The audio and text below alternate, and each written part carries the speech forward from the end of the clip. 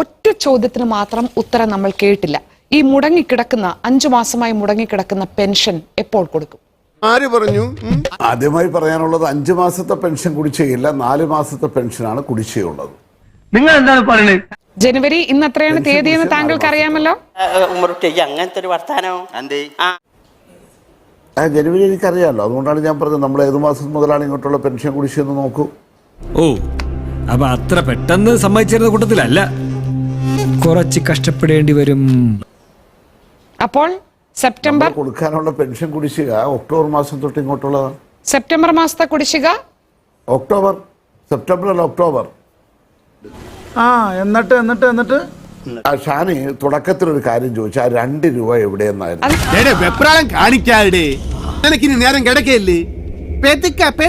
അത് ഞാൻ വീണ്ടും ചോദിക്കാം ചിത്തരഞ്ജൻ. അതിനു മുൻപ് ഏറ്റവും പ്രധാനപ്പെട്ട ചോദ്യം, ആളുകൾക്ക് അറിയേണ്ട ഉത്തരം. നിങ്ങളുടെ തന്നെ കണക്ക് പ്രകാരം കേരളത്തിൽ 64 ലക്ഷം പേർക്കും അവരെ ആശ്രയിക്കുന്നവർക്കും അറിയേണ്ട ഉത്തരം എന്ന് പറയുന്നത് പെൻഷൻ എപ്പോൾ കൊടുക്കും എന്നതാണല്ലോ.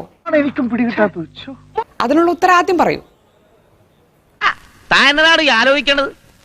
പെൻഷൻ കേരളത്തെ സംബന്ധിച്ചിടത്തോളം ആദ്യമായി ഈ പെൻഷൻ മാസാമാസം കൊടുക്കുക എന്ന നിലയിലേക്കുള്ള ഒരു രീതിയിലേക്ക് കേരളം എത്തിയത് 1ാം പിണറായി ഗവൺമെന്റിന്റെ കാലം മുതലാണ്. എവിടെ ചെന്നാലും അവന്റെ വലിപ്പം പറച്ചിലേ ഉള്ളടേ, കേട്ട് മടുത്ത്.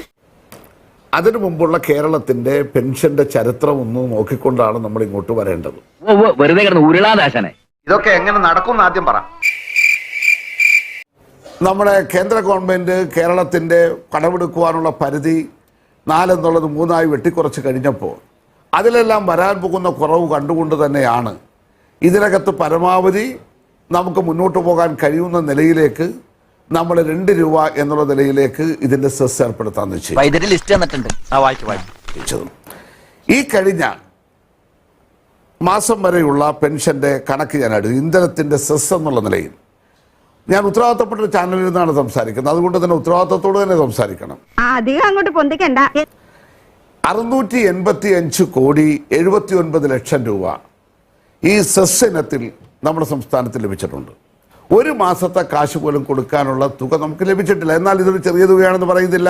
പ്രസംഗത്തിനിടയ്ക്ക് ഒരു സെക്കൻഡ് എനിക്ക് തരുമോ? പിന്നെന്താ ഒരു ഗ്യാപ്പിൽ സംസാരിച്ചോ? ഈ കിട്ടിയ തുക എന്ത് ചെയ്തു ശ്രീ ചിത്തരഞ്ജൻ? കിട്ടിയ തുക കൊടുത്തോ? കിട്ടിയ തുക അടക്കമല്ലേ കൊടുത്തുകൊണ്ടിരിക്കുന്നത്.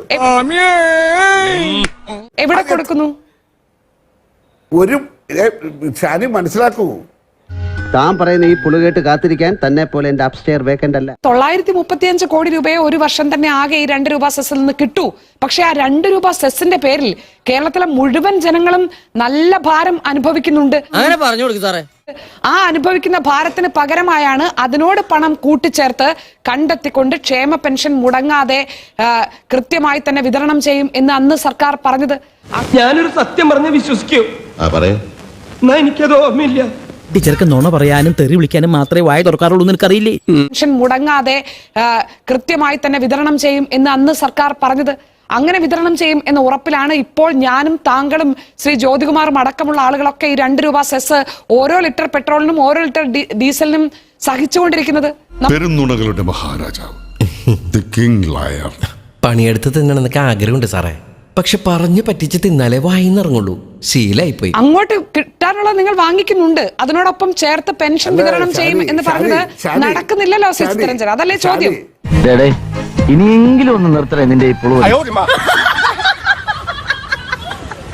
മാസക്കാലത്തേക്ക് കിട്ടിയ തുകയും ഈ കൊടുത്തിട്ടുള്ള തുകയും ശരാശരി ഒരു മാസക്കാലം നമ്മൾ കണക്ക് കൂട്ടിയാൽ ഒരു 100, 125 അല്ല 150 കോടിയുടെ താഴെയാണ് സെസ്സനത്തിൽ കിട്ടുന്നത്. 900 കോടി രൂപ ഒരു മാസം പെൻഷൻ കൊടുക്കാൻ വേണ്ടി നമുക്ക് വേണം. അത് അത്രേ പ്രതീക്ഷിച്ചിട്ടുള്ളൂ എന്ന് അന്ന് തന്നെ ധനമന്ത്രി പറഞ്ഞതാണല്ലോ ശ്രീ ചിത്തരഞ്ജൻ. താങ്കളും അതന്ന് അങ്ങനെ തന്നെ പറഞ്ഞാണല്ലോ. ആകെ 900-ൽ പരം കോടി രൂപയുടെ പണം ഓരോ മാസവും വേണമെങ്കിൽ 150 കോടിയെ സെസ്സിൽ നിന്ന് കിട്ടുമെന്ന് പറഞ്ഞതാണ്. പക്ഷേ അത് കേരളത്തിലെ ജനങ്ങൾക്കും കേരളത്തിലെ സമ്പദ് വ്യവസ്ഥയിലും വലിയൊരാഘാതം അടിച്ചേൽപ്പിച്ചതാണ് എന്ന കാര്യത്തിൽ താങ്കൾക്ക് തർക്കമില്ലല്ലോ. നമ്മളൊക്കെ ഇപ്പോഴും ഒരു വീഴ്ചയും ഇല്ലാതെ ഈ സെസ് ഓരോ ദിവസവും കൊടുത്തുകൊണ്ടിരിക്കുന്നു എന്ന കാര്യത്തിലും സംശയമില്ലല്ലോ. അപ്പോൾ ജനങ്ങളിൽ നിന്ന് ഈ ക്ഷേമ പെൻഷന്റെ പേരിൽ വാങ്ങിയെടുക്കാനുള്ള അധിക ഭാരം ജനങ്ങളുടെ തലയിൽ ചുമത്തുകയും അതിനോടൊപ്പം ചേർത്ത് ഞങ്ങൾ കൃത്യമായി കൊടുക്കും എന്ന് പറഞ്ഞ ക്ഷേമ പെൻഷൻ എന്ന് കൊടുക്കും എന്ന് ചോദിക്കുമ്പോൾ അതിന് ഉത്തരവുമില്ലാതിരിക്കുമ്പോൾ 2 രൂപ എവിടെയും ചോദ്യം വരില്ലേ?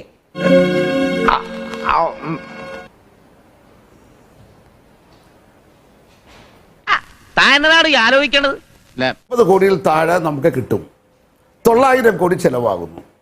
ഈ കിട്ടിയിട്ടുള്ള പൈസ ഏതെങ്കിലും നയാ പൈസ മറ്റേതെങ്കിലും കാര്യത്തിനകത്ത് മാറ്റിയെന്നോ ആവാൻ സാധ്യതയുണ്ട്. അത് കൊടുത്തില്ലെന്നോ പറയാൻ കഴിയും. അങ്ങനെ പറയുമ്പോഴാണല്ലോ നിങ്ങൾ ചതിച്ചു വഞ്ചിച്ചെന്ന് പറയാൻ കഴിയുന്നത്, അല്ലെങ്കിൽ ഭാരതത്തെക്കുറിച്ച് പറയാൻ കഴിയുന്നത്. സമ്മതിച്ച കണക്ക് പ്രകാരം നോക്കൂ, ഓഗസ്റ്റിലെ പെൻഷനാണ് ഡിസംബർ മാസത്തിൽ കൊടുത്തത്. സെപ്റ്റംബർ, ഒക്ടോബർ, നവംബർ, ഡിസംബർ, ജനുവരി മാസത്തെ പെൻഷൻ പെൻഡിംഗ് ആണ്, ഇതുവരെ കൊടുത്തിട്ടില്ല. ഈ മാസങ്ങളിലൊക്കെ കേരളത്തിലെ ജനങ്ങൾ 2 രൂപ സെസ് അടയ്ക്കുന്നുണ്ടല്ലോ. ഏത് കാലത്താണ്? ഇവനൊക്കെ എവിടുന്ന് വരുന്ന? ജനുവരി ആയില്ലേ? ഇനി ജനുവരിയിൽ എത്ര ദിവസം കൂടി ഉണ്ട്? കിട്ടുന്ന 150 കോടിയോളം രൂപ അനിവാര്യമാണ് എന്നാണല്ലോ പറഞ്ഞത്. ഈ കഴിഞ്ഞ മുടങ്ങിയ 5 മാസവും നിങ്ങൾ സെസ് പിരിക്കുന്നുണ്ടല്ലോ. അതിനോടൊപ്പം ചേർത്ത് കൊടുക്കും എന്ന് പറഞ്ഞ് ക്ഷേമ പെൻഷൻ കൊടുക്കുന്നില്ല. കിട്ടിയ തുകയെ കുറിച്ച് ഞാൻ പറഞ്ഞില്ലേ? ഒളിച്ചു വച്ചാ പിന്നെ